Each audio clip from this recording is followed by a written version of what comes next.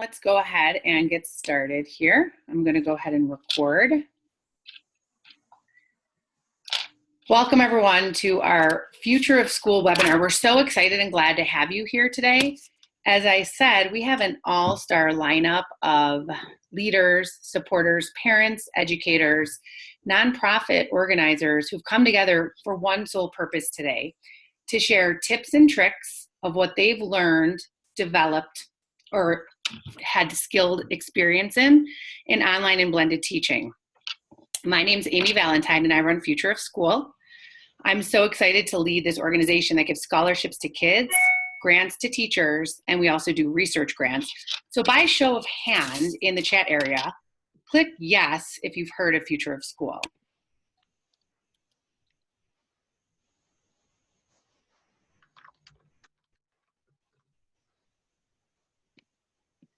Awesome. Well, you should check out our website because we do have a lot of information and resources available.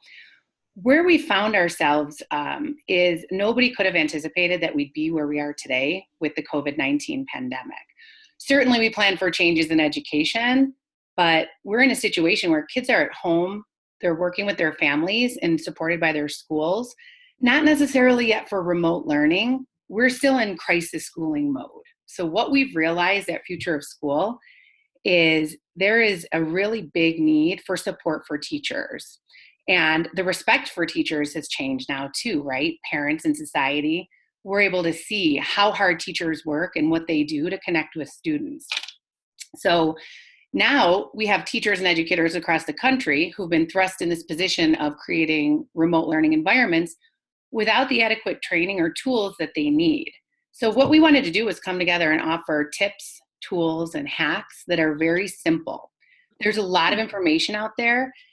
There's a lot of platforms, there's a lot of curriculum, and it can be really hard to cut through the noise of knowing what should I use? How do I connect with my students in a simple way? So what we're hearing as leaders in the space and as in the nonprofit side is we need it simple. We need it broken down. What can we do today and tomorrow to get kids engaged and to be able to work with them in ways that helps them to connect with content and to keep them engaged when they're schooling from home? So this webinar series is part of a larger campaign that we've created called the Teacher Triage Campaign.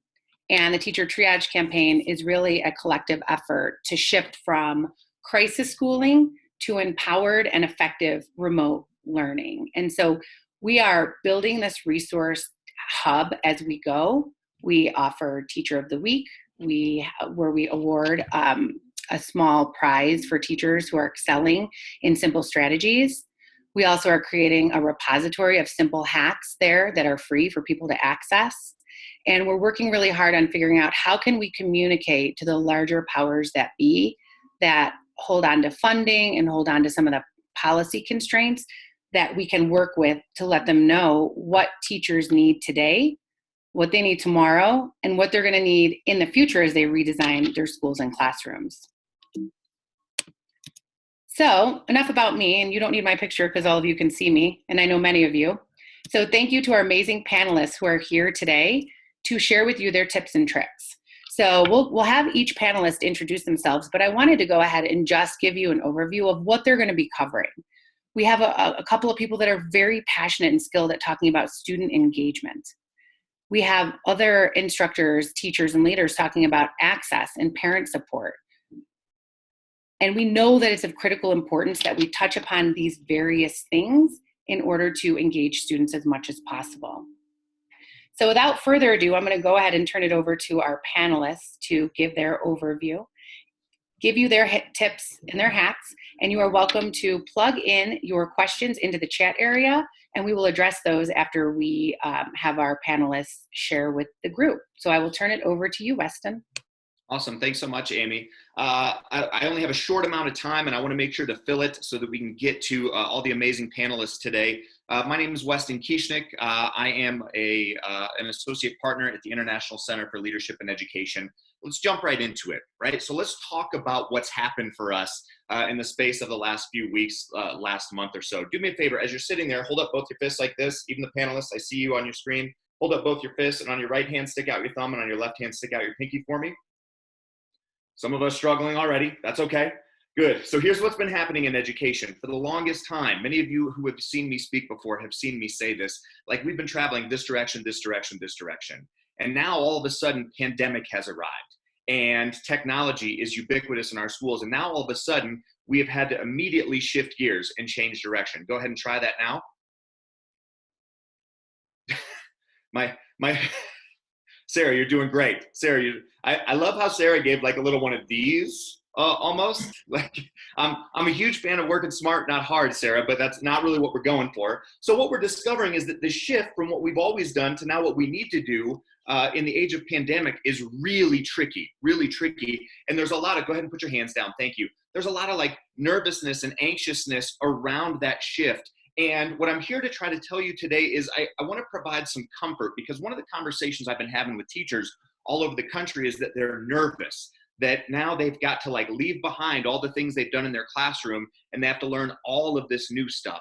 And I want to reassure you that everything that you are learning in the space of remote learning and distance education and online instruction is immediately applicable the day that we walk back into our brick and mortar classrooms and work with kids. Because what we want to, the place that we want to get to is not the place where we are either good at like old school face-to-face instruction or new school remote learning, but where we can transition back and forth at will between old, new, old, new, old, new. Like that's the place that we want to get to. Please don't be impressed. I've practiced that so many times. Here's how we get there. Do me a favor, Amy, will you switch to the next slide?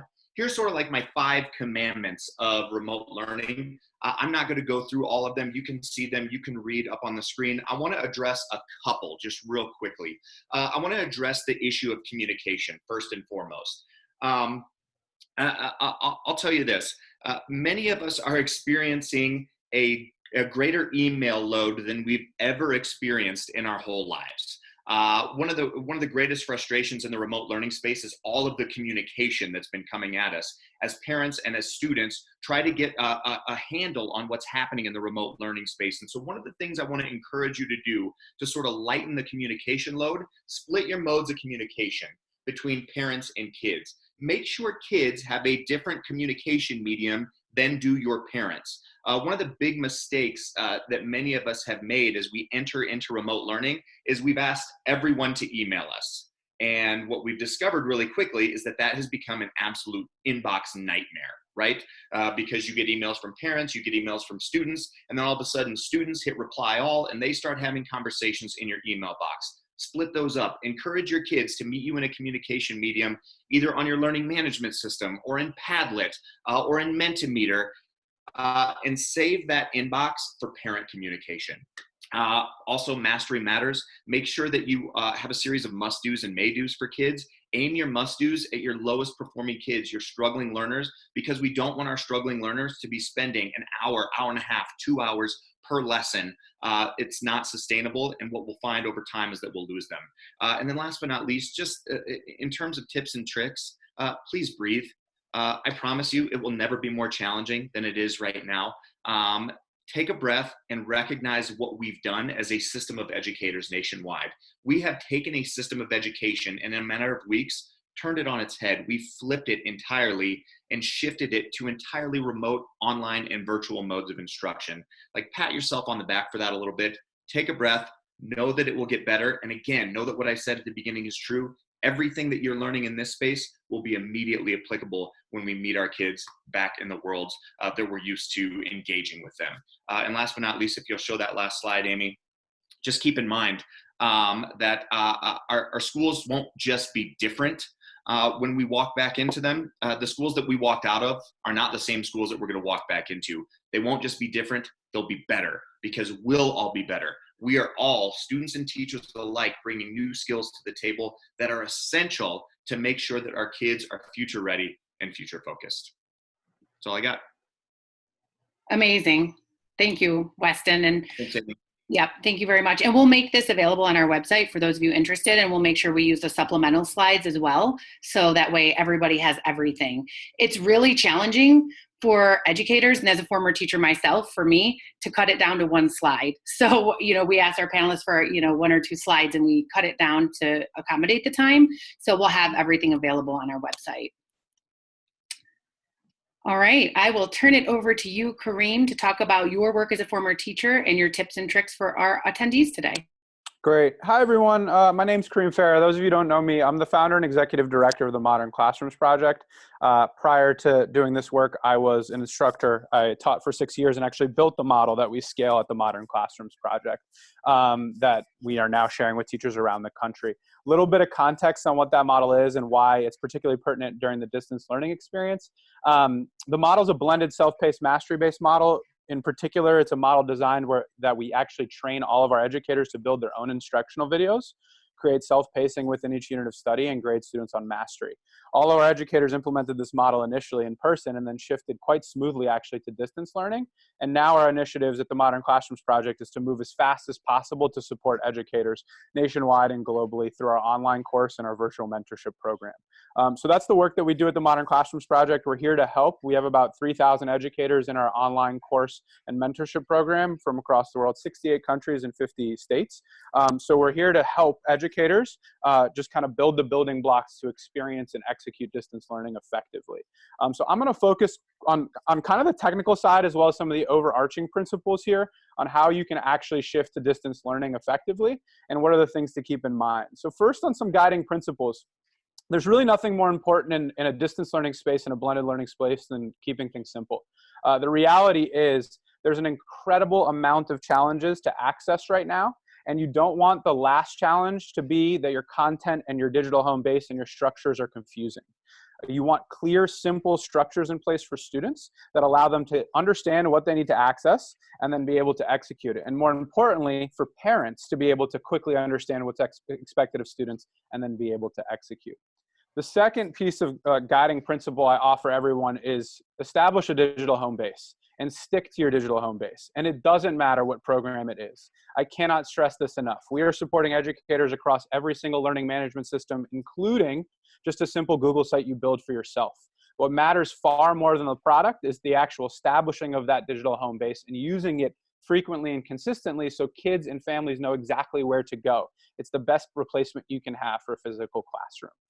The next is to prioritize longer student-driven assignments. When you take a look at sort of a distance learning experience versus the in-person setting, an in-person setting, you can constantly make minor adjustments to your learning environment, make simple pivots. You can learn small skills and then large skills and build toward larger experiences.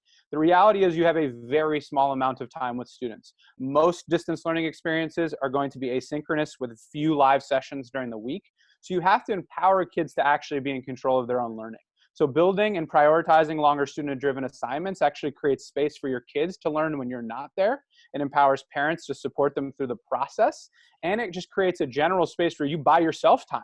If a kid gets to work on a project for 2 weeks and you get to do frequent check-ins, that buys you as the educator time to build your next one. The fourth big kind of guiding principle is individual touch points or game changers. I can't stress this enough. People do not understand how much feedback you get from just being in the same room as your students or being in the same school building. You cannot replace that in a distance learning setting perfectly, but what you can do is prioritize that individual touch point to understand how your kids are feeling, what they're struggling with, and in many cases, a weekly reflection just that allows kids and families to share what's going on is a really powerful tool. Amy, you can go to the next slide. So I came up with just like some goals. Now, every single school and district has different priority structures, different systems in place, different expectations.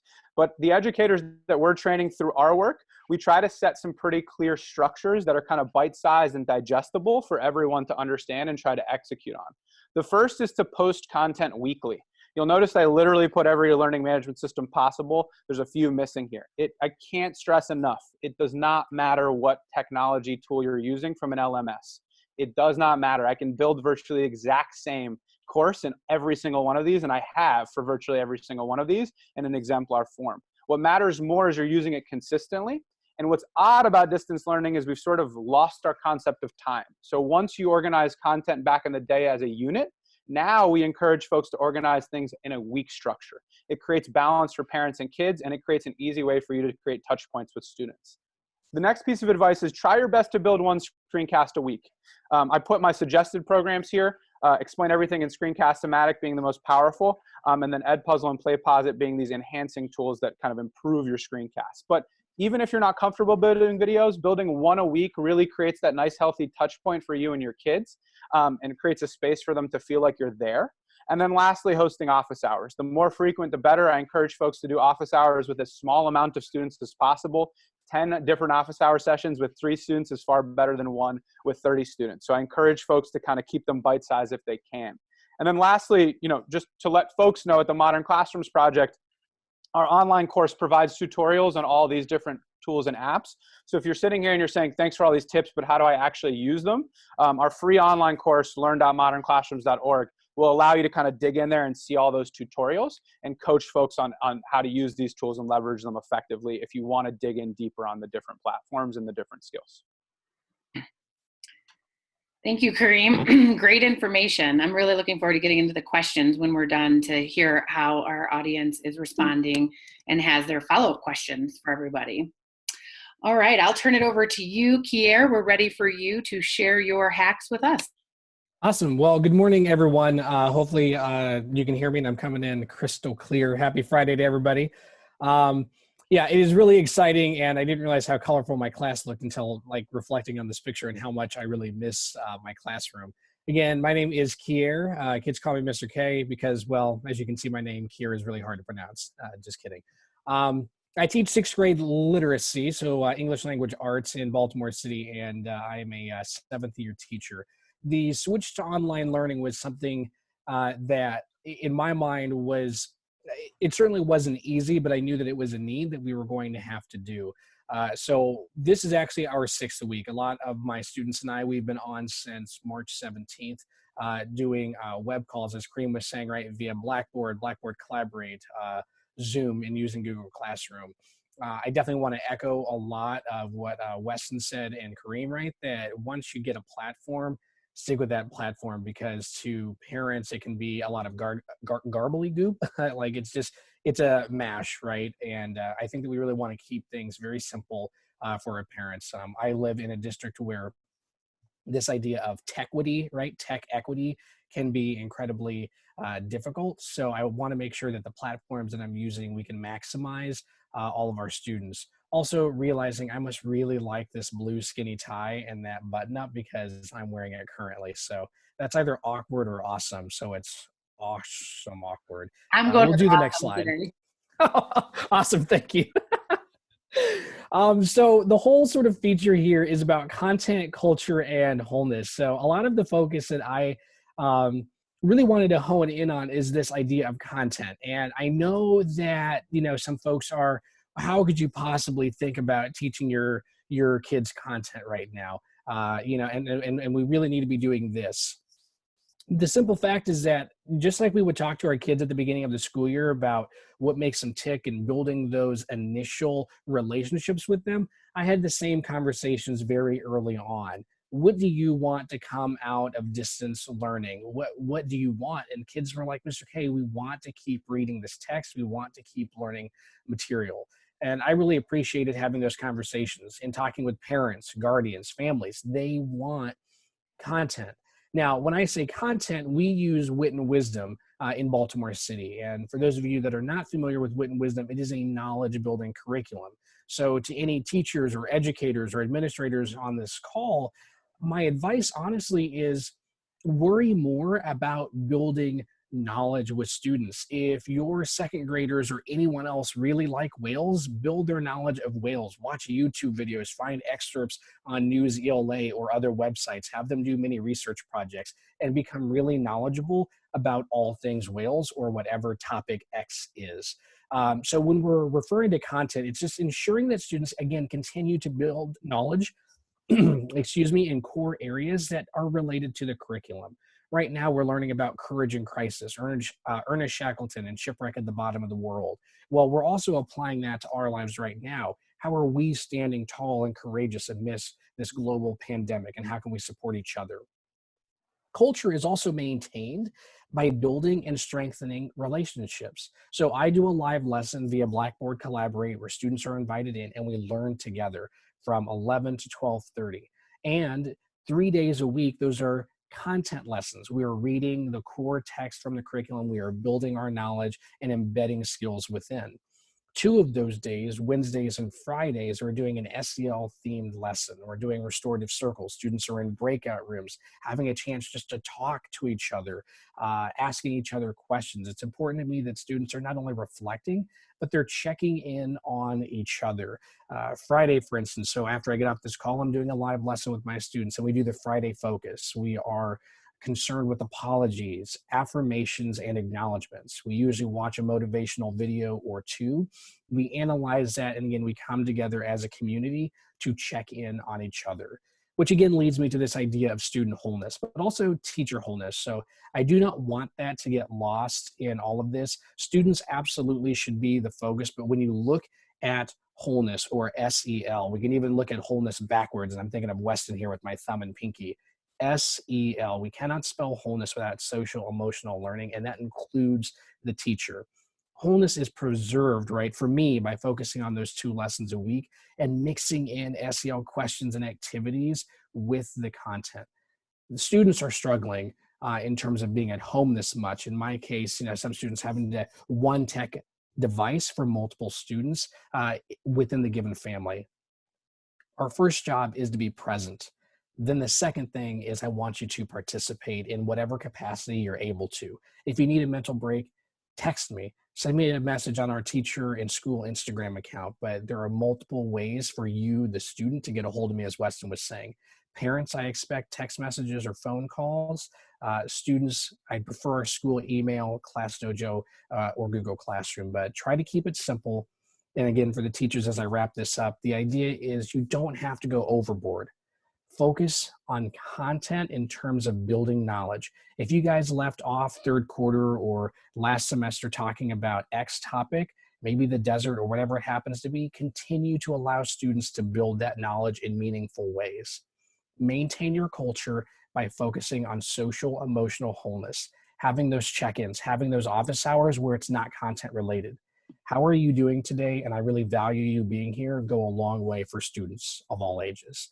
With that, I really appreciate you all, and I'm sorry if I went over my time. If you have any other questions for me, you can follow me on Twitter and see what I'm doing, KYAIRB @KYAIRB, and I'd love to connect with you and even learn from you as well. That's great. Thank you so much. And it goes both ways, right? I was following someone who was sharing that a parent had taken pictures of their children schooling at home and sent it to the teachers. So it goes both ways. There's small things that parents and families can do as well to keep that sense of connectedness with the teachers. Absolutely. It's a true partnership. Awesome. All right, Sarah, now we're going to turn it over to you to have you help us with information related to structure and what you've done being in a rural school in Northeast Colorado. So take it away. Good morning, everyone. My name is Sarah Johnson, and I teach 7th through 12th grade art, technology, and journalism in a very rural district, but we're really lucky to be a 1-to-1 high school and junior high. So the transition is probably a little easier for us than others. But I'm just going to talk a little bit about what it's been like for me going from a brick and mortar classroom. I've never done any sort of online teaching, so it's all been new to me. I have had quite a bit of technology incorporated into my courses already, so that helped with the transition quite a bit. If you want to switch to the next slide there. So what I've found the most important during all of this, regardless of curriculum and content and all that stuff, is just maintaining a structure. So I think a lot of us get confused that because the kids are at home and they're not doing sports, etc., that they just have all the time in the world, which is true to a certain extent, but what they're lacking is the structure that they get in the classroom. So just because they have the time doesn't mean that they have the skills to keep going at a pace that we would expect from them in the classroom. So I have found that providing consistency and structure is what's helping them maintain and move forward. So I have established a weekly schedule and routine, and I stick to it. So my students know that every Sunday I put out an entire week schedule so they know exactly what to expect. And then as far as my weeks go, they look very much the same. They know that Monday we introduce a new topic, project, whatever. Wednesdays we check in, Fridays they share. So they've come to just expect these things week after week, which I think helps a lot. I think this is repeating a little bit of what the previous panelists had mentioned, but it doesn't matter what learning management system you're using, you just need to keep it organized. So I've been on the flip side where I've done my master's programs online. So I know how frustrating it can be from a student perspective to not be able to find the content. So whatever system you're using, you need to keep it very organized and very clear. I've done it by weeks. So this is week 1, e-learning, week 2, and they know exactly what to do step by step, because the last thing we need is for them to search all over trying to find whatever assignment they should be working on or the content that they should be looking at. And we also assume a lot that our younger kids are just tech gurus because they're of the technology era, but they're just not. They use it for social purposes, but when it comes to education, they struggle big time with it. So the easier we can make it for them, the better off they're going to be. Because I have a good handful of students that really, even within the classroom, I have to walk them step by step through how to find things on Google Classroom, how to turn things in. So the better organized it is, the less searching they need to do, and the easier it is for them. My next point, just empathy. You guys kind of talked about this a little bit as well, but we don't know what's going on at home. A lot of them have multiple siblings that are at home. They're all trying to learn at the same time. Their parents may or may not be there. We don't really know what's going on, so we need to be empathetic. So just because they're not turning something in or not completing the work, it's not because they just don't want to. There's probably a driving factor there, and we need to be empathetic to that. I found that my kids are really struggling with being home and isolated from their friends. It seems that most of my students must be extroverts. So I keep my lessons short so that I have time at the end of my class connections where they can just sit and chat with me. They give me tours of their house or show me their dogs and their cats. And they need that connection with their teacher. Because like I said, their parents may or may not be at home. They're lonely and they're bored. So just kind of connecting with them on a personal level and knowing that we're still here for them on a personal level. And then the last one here, this is easier for me because most of my classes are art, and so I'm getting them away from the screen. But I think it's really important that we're not focusing purely on using technology, but that we're getting them outside and doing different activities. For me, I've had to completely flip my art curriculum because the students don't have the supplies at home that they normally would have. So I've kind of been forced in a really good way to think outside of the box about what they can be doing. But I think it's important that we're not keeping them in front of that computer all day long. I know every school is different, but we connect all day on Monday, Wednesday, and Friday. So that could potentially be like an 8-hour stint of being in front of a screen. So I think it's important to get them away from that, because just outside of school, they're also going to be on a screen. So we need to force them into doing something outside or just away from computers and technology. I think that's what I had to share. Great. Thank you so much, Sarah. Thanks for sharing all of that. Very helpful. Melissa, please tell us about access in remote learning. Hi, I'm Melissa. I'm a 5th grade teacher in Seattle Public Schools, and I think the biggest hurdle for me has been working with a student population that has very limited access to internet and technology. I think that just in Seattle anyway, there's a lot of inequality in terms of some schools who have a lot of resources and other schools who don't. And I've noticed just from talking to colleagues how different it is, how different our jobs have looked like just based on that. And so for the first several weeks of the school closures, like I think at our school, our principal said that 20% of our students had access to reliable internet and technology. And when I was calling my students, they might have data on their phone, but they don't have a computer, and like things are wacky on the phone, or they're using data. It's really slow, you know. So I think there's not only just access to technology, it's like, do they have good Wi-Fi? Do they have parent supervision at home? Are their parents working? What language do their parents speak? I mean, I think in terms of communication with parents and students, sometimes talking to the student is the only way I can actually connect with that family, because that's the one person in that family who can speak English. And so, you know, and also supplies, like I called the student and he didn't even have a pencil right at home. So I think that there's just so many barriers. And for me, it's been about finding creative ways to just reach students. That has been the most important. That's been the key, is just reaching them and connecting with them. And so I just wanted to share like a few of the things I've picked up. I think that in this unprecedented time, everyone's doing something kind of different. Everyone's just trying to make it work. We're all making it up as we go. So I thought maybe it'd be helpful just to share what I'm personally doing to sort of overcome those hurdles. Right now we're actually receiving a lot of donations from Amazon of laptops, and that's been a really great thing. And so some of my students this week are getting laptops for the first time, and it's very exciting. So hopefully we'll be moving in the direction of online learning using Schoology and things like that. But prior to that, I was making one-on-one phone calls with each of my students, and I had scheduled like a specific time and day. I think that was helpful for families because every family is running on a different schedule right now. All the kids are running on different schedules. I called a kid at 4 p.m. who was like, I just woke up. And so, it's kind of like providing that routine and regularity as much as possible is really important. And another thing is I've been using this app called Talkatone, which it gives you like a different number that you can use to text and call.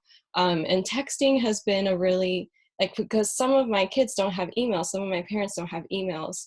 And so texting has been a way to give them access, and they'll actually, take pictures of their work, send it to me.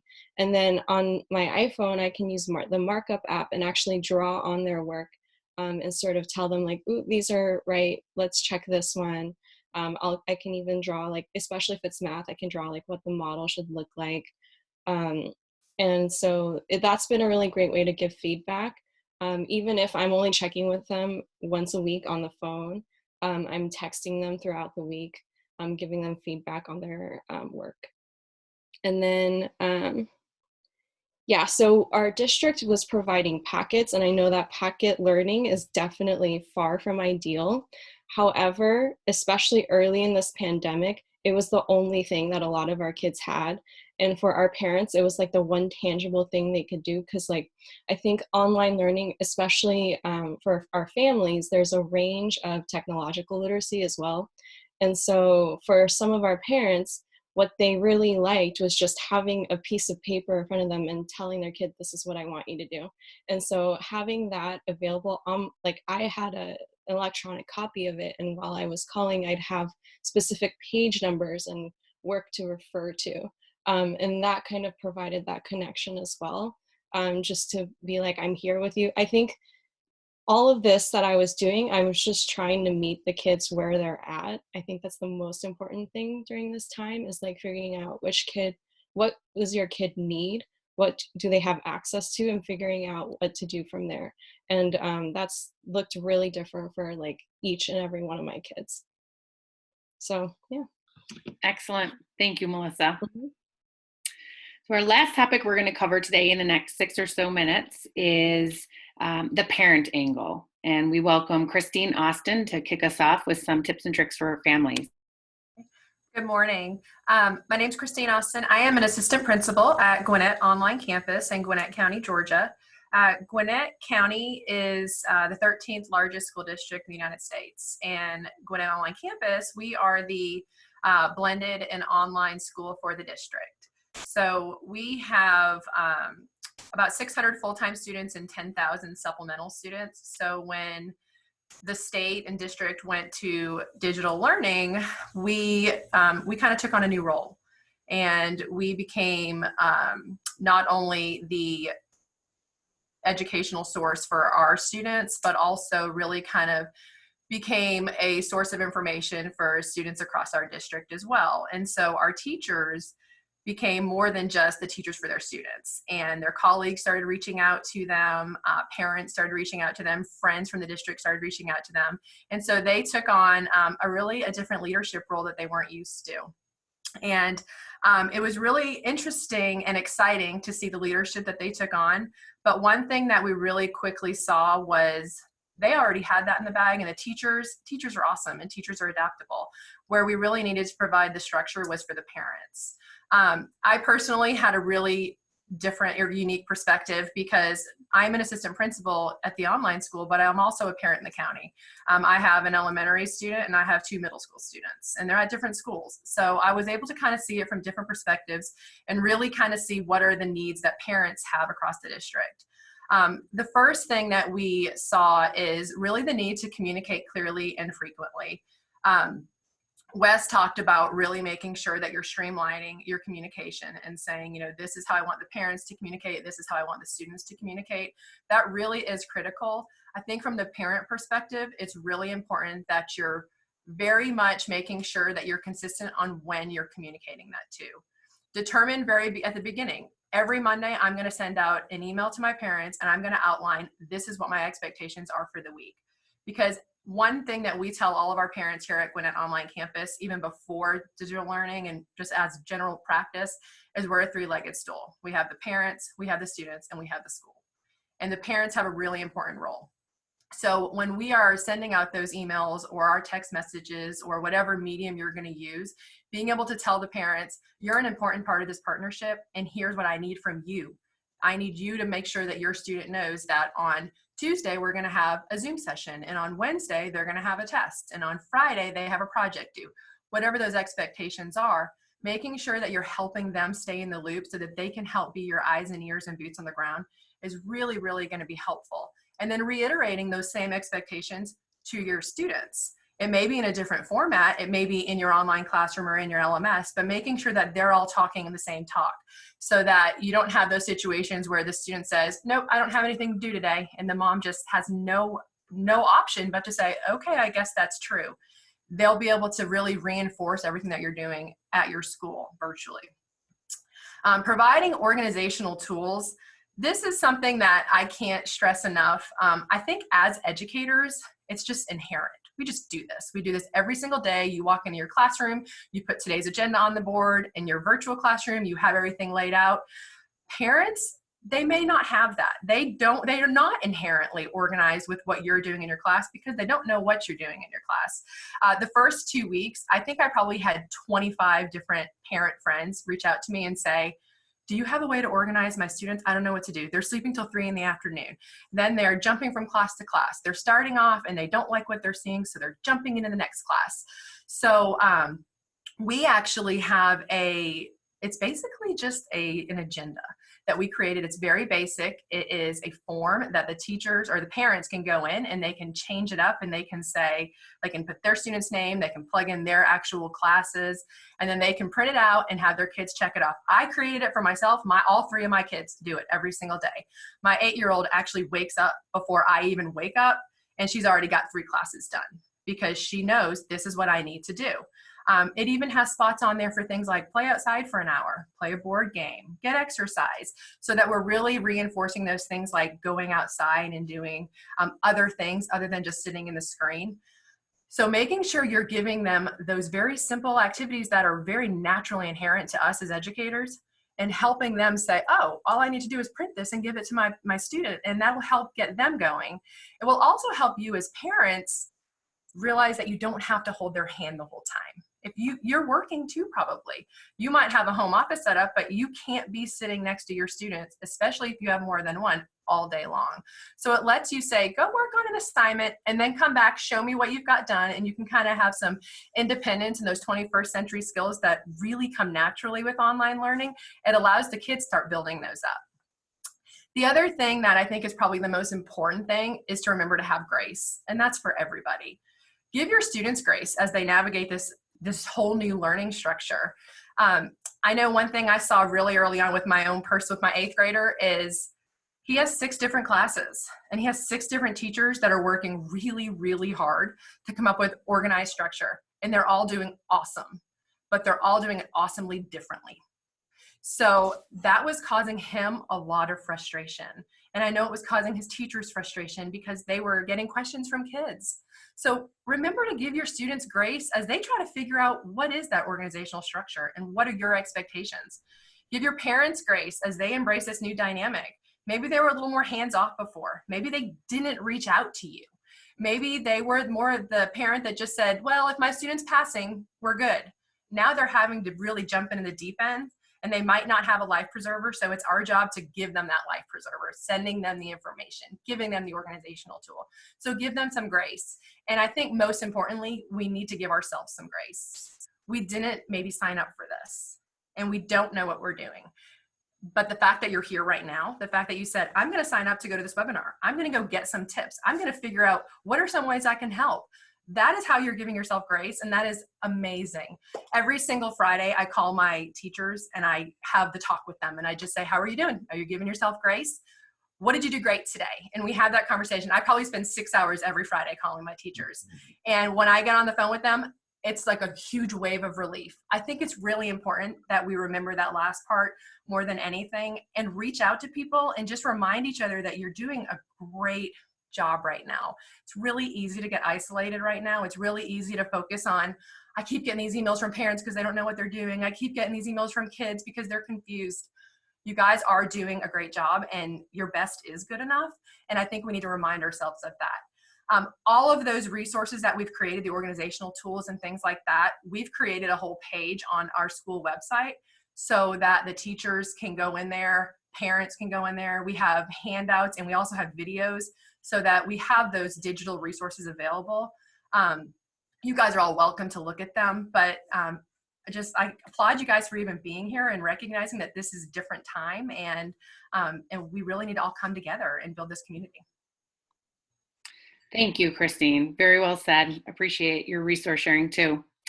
All right, turning it over to my colleague and friend that I've known for years, Tilly Elverum. Have you bring us home with parent tips and tricks and some resources for follow-up after. Awesome. Well, thank you for having me today. I'm kind of the mom of the group here. Just a little bit of my background.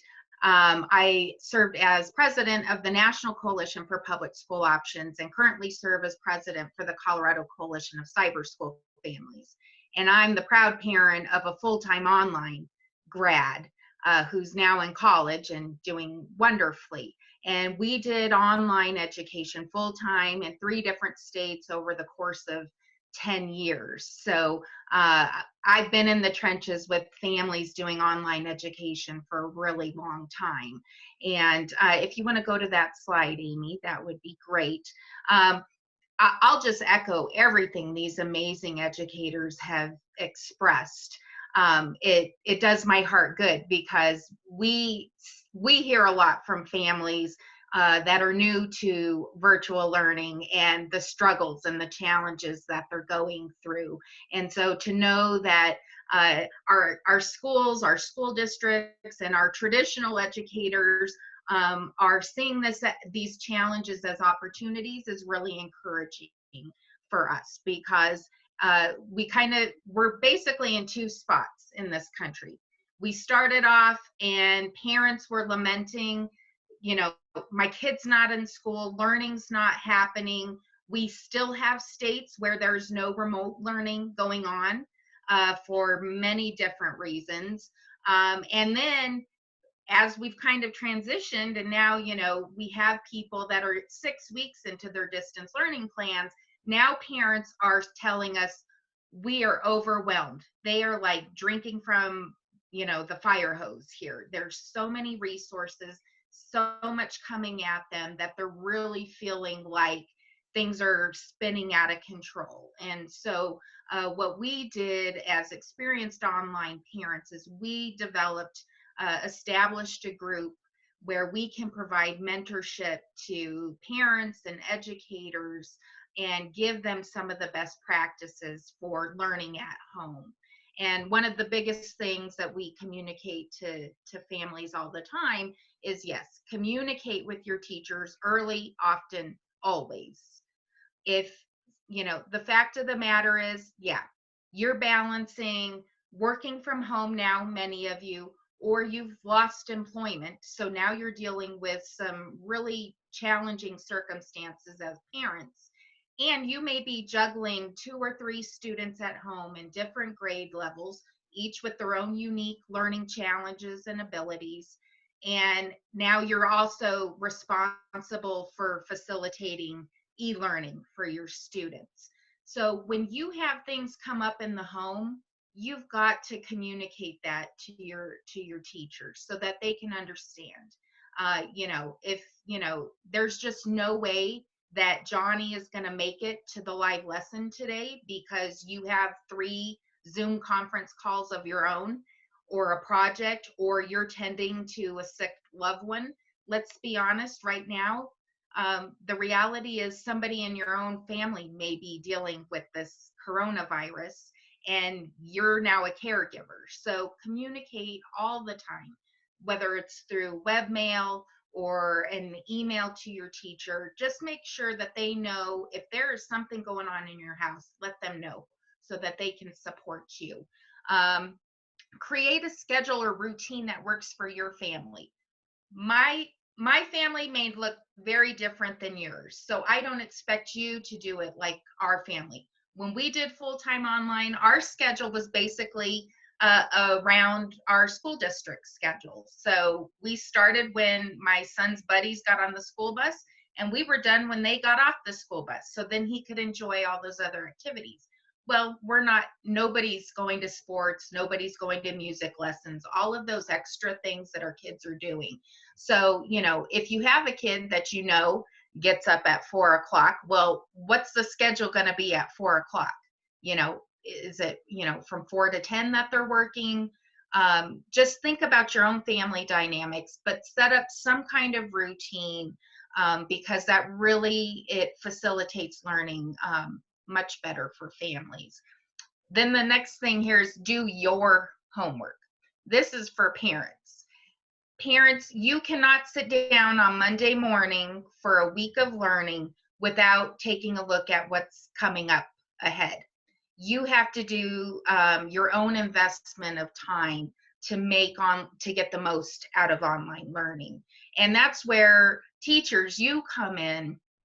I love that somebody, I think maybe it was Sarah, said that she puts out her schedule on Sunday so that families can know what they've got to do for the next week. That helps parents. There is nothing worse than sitting down with your child to work on school and find out, guess what? There's no ink in the printer.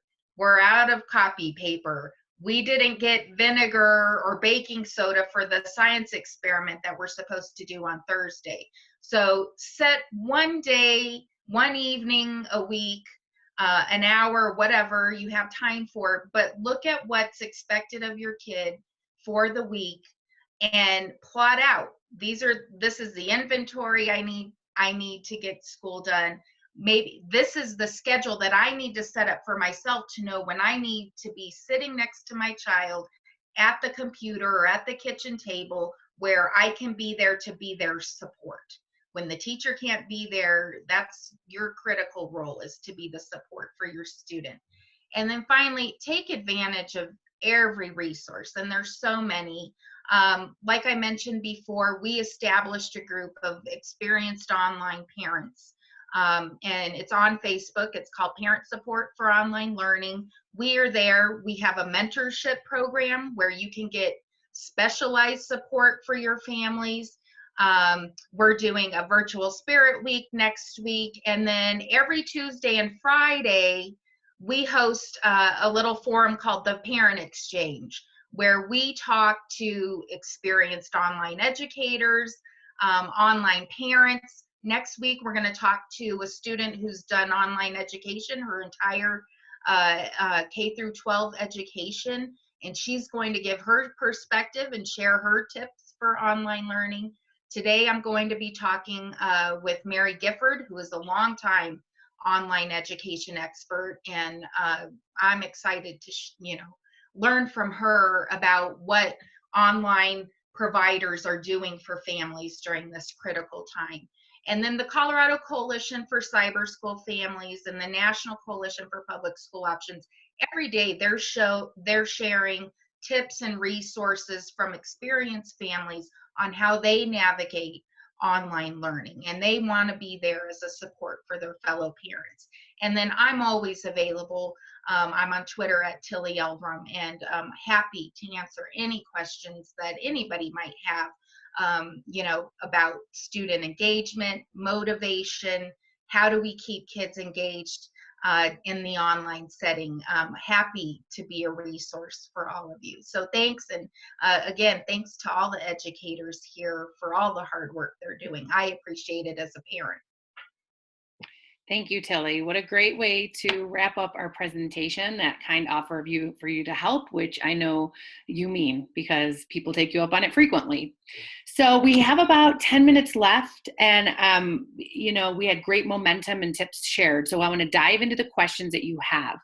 If you have to leave at 10, we'll stay a little bit after 10, of course, for those of you that want your questions addressed by our panelists. Whoever can stay is invited to stay. But if you cannot stay and your question was not addressed, please visit our website, futureof.school/teacher, our teacher triage page. That's where we have resources for you, and we'll find a place to put frequently asked questions derived from today's webinar. So we will have that up within the next couple of days. And we can also share that out on our Twitter site as well, which is at futureof_school. So look for responses there, but let's dive right in. I'm going to take that off and go to the questions. I saw the chat just being fired up with lots of different themes and questions. So I'm going to go back and some great introductions here.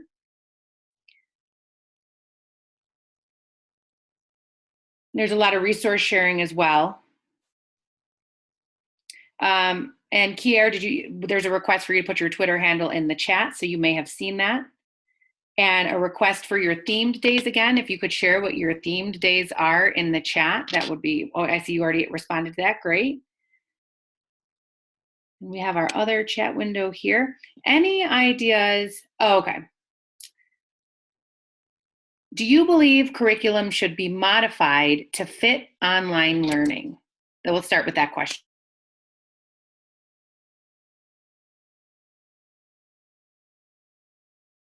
Anyone want to jump in? Oh, yeah, okay. Jump in. The bulk of the schools and districts that we are supporting currently have different policies and procedures around how to address that issue. Generally speaking, I think you have to understand that there's an equity issue on both sides of this equation. So on one hand, you can't set the same expectations and expect all students to cover all content, especially if they have an access issue.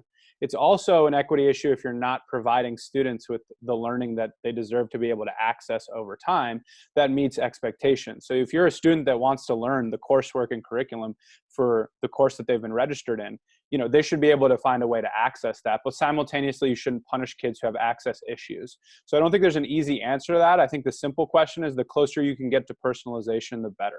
So the more you can create structures for multiple pathways, the teachers we train, we tell teachers to create a must do, a should do, and an aspire to do pathway so that educators can then personalize for students' needs as they go.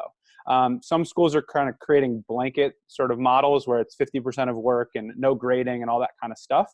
I don't think there's going to be sort of a flat line approach that works. In the end, the best way you're going to meet students' needs is to create a personalized approach with the understanding that your kids who struggle with access shouldn't be punished for that, but your students who want to learn shouldn't be punished for that either.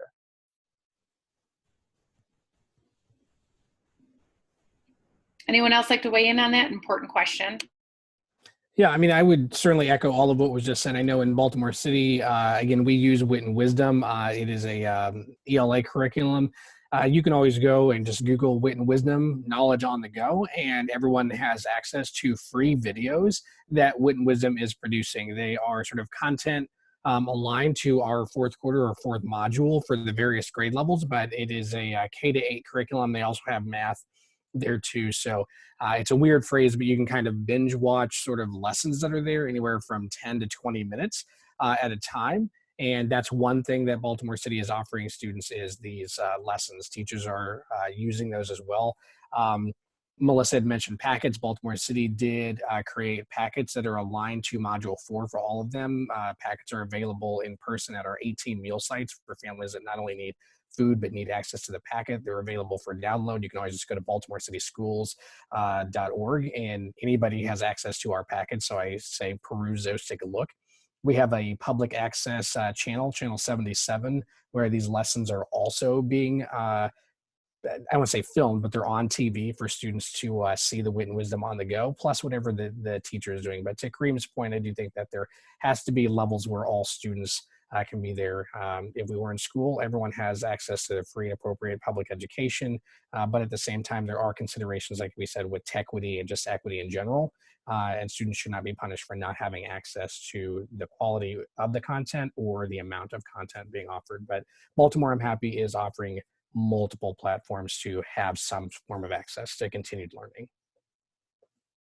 Yeah, I think that's great. And one of the things we talk about a lot, especially in the last week, is the difference between crisis schooling, which is whatever it takes in this moment to get kids engaged in learning. There's the remote learning, which we define as having some sort of intentional plan associated with it. Could use technology, is easier with technology, but maybe not, could still be packets. But there's an intentional piece to that of planning. And then there's online teaching, online learning, and online schooling, which has been around, like Tilly said, for 20 plus years, since a group of teachers in the state of Oregon decided that they wanted to use technology to provide supplemental courses for their students. So online programs in schools, they have curriculum that's adaptable. It's designed for learning online, right, for the virtual space. And so teachers are making great strides figuring out how to integrate technology, but there's definitely a difference between taking curriculum and using technology to deliver it and online teaching and online learning. So just something to think about.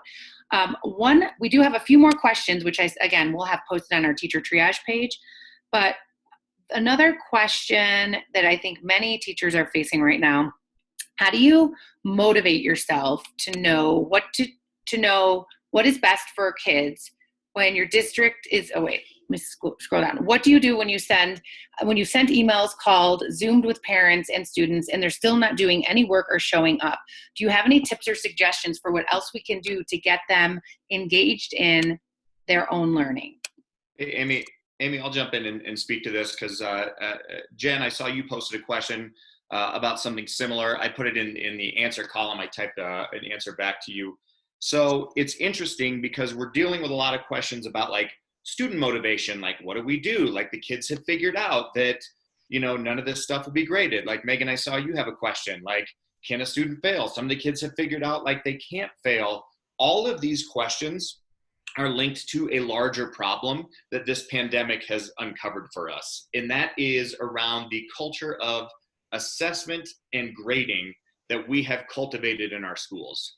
What we're seeing right now is a byproduct. Like we are reaping what we've sown up to this point a little bit. So at some point, the why behind school for kids ceased to be about learning and developing skills, and it became about grades. And that happened when, as an institution of education, we continued to throw assessment solutions at pedagogy problems. Like, oh, we can test this problem away. We can test it away, test it away, test it away. And what we're discovering is that has created like this massive issue that exists for us in education, where the minute you remove grading, all of a sudden, like we are dealing with a student population that is largely demotivated. So I think, to answer your question, Jen, Megan, Kristen, like, are we going to solve the problem of student motivation during this time? No, we're not. I think the gift is that it exposes the why behind why students are unmotivated, and it has everything to do with our culture of assessment. So here's what I would encourage all of us to do. Like, we've been given this gift that we've been asking for a long time, which is to be completely relieved of all of the responsibilities that come with state mandated testing. Oh, we've been asking for it for years, and it's finally here. And I think it's so funny that our first questions when those state tests went away are still about grades. Like, absolve yourself from that for just a moment and start to re-engage our parents and our kids around the conversation of why we do school in the first place. It's a new foundation of understanding that we have to continue to reestablish with our kids, because right now they don't see the why as to learn and grow and develop skills. They see their why as to get grades in the grade book. And that comes from somewhere. We have to acknowledge where it comes from, and we have to start to shift that conversation. It's the biggest gift we're given right now. If I could jump in with that. Go ahead. I was just going to say, I think what you're saying is true, about a culture of learning. This country no longer has a culture of learning. We have pockets of it in different schools, but at scale, we've really kind of lost our way. And I think the unfortunate reality is when we get to the other side of this first phase of distance learning, we have to realize there's going to be a significant population of students that are going to need some kind of remediation or accommodations going forward. And so we need to be using the summer months, because I'm not hearing a lot about summer school plans anywhere as of yet. But we have to beef up these distance learning and online learning plans, and really get them in better shape, because I think we will probably see some form of social distancing come the fall. But we're going to have a lot of kids that are going to need a lot of extra help, once we get to the other side of this. Right. And I think that in my conversations with teachers, I think it's a real stress. And I think from the, pedagogical standpoint, we can have the conversation and say, fundamentally this is flawed and this is why. And I think all that is absolutely true. It really is. And this is a wonderful opportunity for us to reframe where the parents are coming from and where the students are coming from. But at the end of the day, we've also got real teachers that are really stressed and trying to figure this out, and they're in the trenches. And so, one thing I would encourage all the teachers to do is say, reach out to your resources. I mean, you've got administrators and technology coordinators and clerks and people in your building. Let those people help you. You don't need to be the only person calling your parents and having those conversations. This is an opportunity to have those conversations saying, hey, let's talk about learning. Let's talk about what school's really about. Let's talk about the opportunity we have here. All those things that Wes just mentioned, let's do that. But teachers don't need to be the only people wearing that weight on their shoulders. And I think right now, teachers are so stressed, and it's sad to me that I feel like a lot of times teachers feel like they're just on an island right now. And I want everybody to remember that we can have those conversations, but we should be using all the resources available to them and just saying, let's have these conversations together. It's not going to solve it. And I think you're right. This is the tip of the iceberg to be able to say, hey, let's have this conversation, and we can reach some of those parents. But I think if we collectively do it, and if they're hearing from the teacher and the assistant principal and the principal and the AA and all these different people saying, hey, what a great opportunity, maybe one person will get through, and then that parent will be able to have that conversation with that child, and they'll go on from there. Great, Christine, I want to add one thing, and then it's the last thing I'll add, and forgive me, I'm going to have to jump off here in a little bit. Christine talked about using all of your resources, and this has been mentioned a couple times. Keep in mind, the greatest resource that we have in remote and distance learning are the parents and caregivers that exist at home. If there's anything that comes out of this, like when you take a look at what education used to be 15, 20, 30 years ago, there was sort of a handshake agreement that occurred between teachers and parents and at-home caregivers that says, we're going to do A, B, and C, and we need you to do D, E, or F. Notice I didn't say D, E, and F, right? They need to do one of those things. Like there's got to be a partnership between us and whoever it is at home. It's the only way we're going to make this work. And that's not just true for remote and distance learning. That's true for when we get back into our traditional classrooms. So we have to restore that sort of handshake agreement. And you're right. For our teachers, there's only so much you can do. If you are reaching out, if you are calling, if you are emailing, if you are mailing, if you are setting up drop-in opportunities in Zoom, and kids still aren't meeting you and parents still aren't meeting you, like take a deep breath. You've done you've done your A, B, C, D, E, and F, and sooner or later, somebody's got to do something to meet you part of the way. And again, we have to restore that handshake agreement. It's a perfect opportunity, perfect time for us to reframe what that should look like, sound like, and feel like. And I think that's a powerful perspective and a great motivation for us to end today. Although all of you who know me and those who met me today know that I could talk about teacher tips and empowering each other all day. But I also respect the fact that you have classes to teach and meetings to go to. So we will wrap it up. I invite you to go to our teacher triage page on our website. Like I said, we'll have these questions, the frequently asked questions added there within the next few days. And you can also post to us on Twitter. You can follow me, follow our organization. And we just want to, a big thank you to all of you for carving time out to come, and huge appreciation for all of our panelists sharing your expertise in the common thread that we've all been educators, and we all believe that there's beautiful, amazing things that can come out of this, even if we're in difficult times right now. So thank you, everyone.